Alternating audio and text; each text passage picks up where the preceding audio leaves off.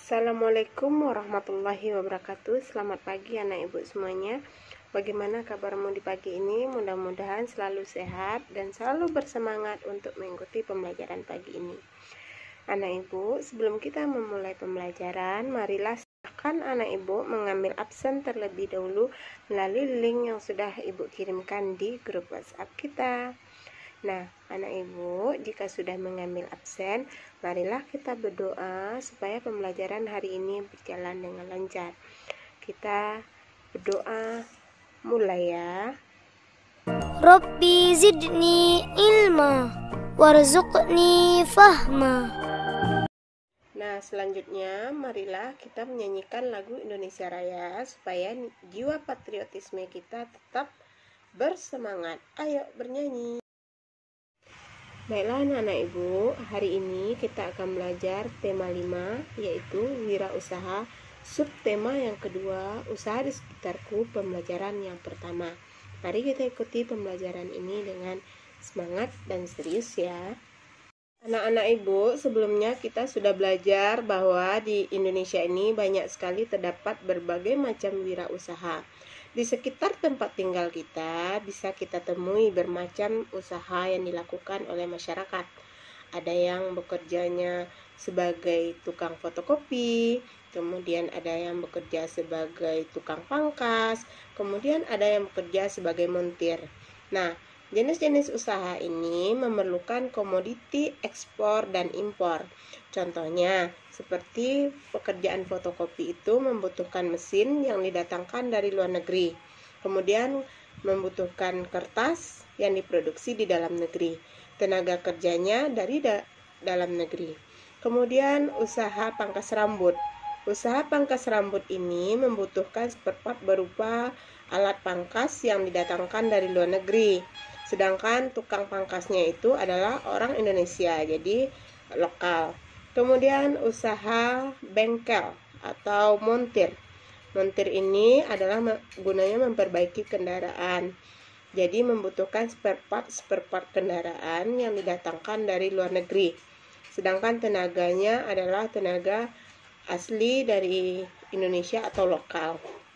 Nah, jenis-jenis pekerjaan ini tadi membutuhkan berbagai macam spare part. Ada yang didatangkan dari luar negeri, kemudian ada dari dalam negeri sendiri. Nah, jika didatangkan dari luar negeri, dimasukkan ke dalam negeri, itu namanya kegiatan impor. Sedangkan jika hasil usaha dari kita dalam negeri dijual ke luar negeri, itu namanya ekspor. Contohnya, yang kita ekspor itu adalah batik.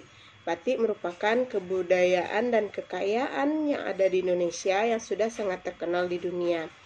Kegiatan ekspor impor itu bisa terjadi karena adanya kerjasama.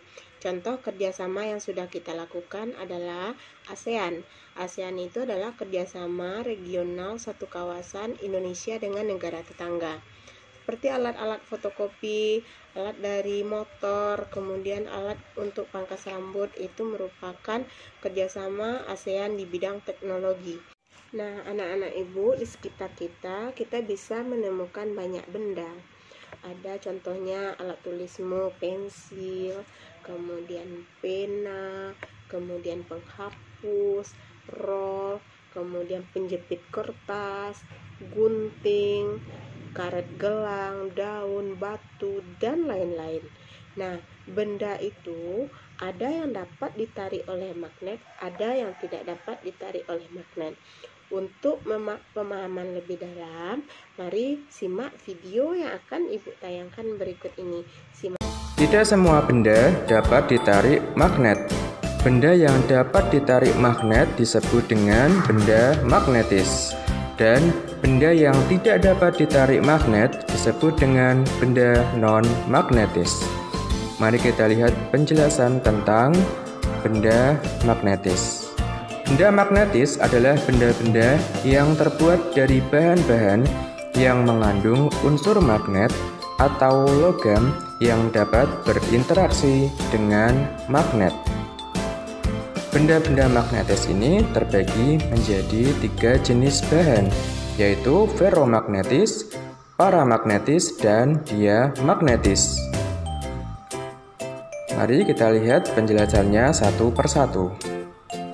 Ferromagnetis adalah bahan yang ditarik dengan kuat oleh magnet. Contohnya adalah benda-benda yang terbuat dari besi atau baja. Lalu yang kedua adalah jenis bahan paramagnetis. Ini merupakan bahan-bahan yang ditarik lemah oleh magnet.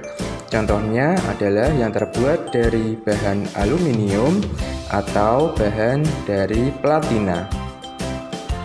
Lalu jenis yang ketiga adalah kelompok diamagnetis. Ini adalah bahan-bahan yang sedikit menolak magnet.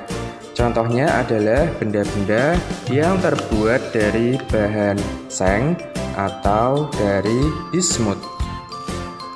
Nah, itu tadi adalah contoh benda-benda magnetis. Selanjutnya kita lihat benda-benda non-magnetis.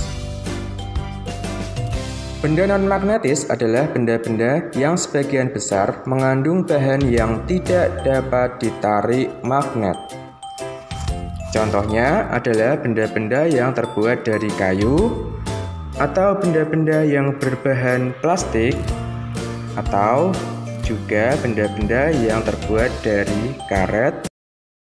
Anak-anak ibu, dari video pembelajaran tadi, anak ibu bisa melihat dan membedakan mana benda yang bisa ditarik magnet dengan baik atau magnetis dan benda yang tidak dapat ditarik oleh magnet atau non-magnetis.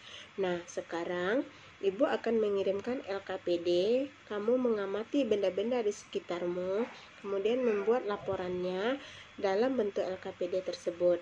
Nanti akan ibu kirim di grup WhatsApp kita. Pada awal pembelajaran tadi, kita sudah belajar bermacam wirausaha yang ada di Indonesia.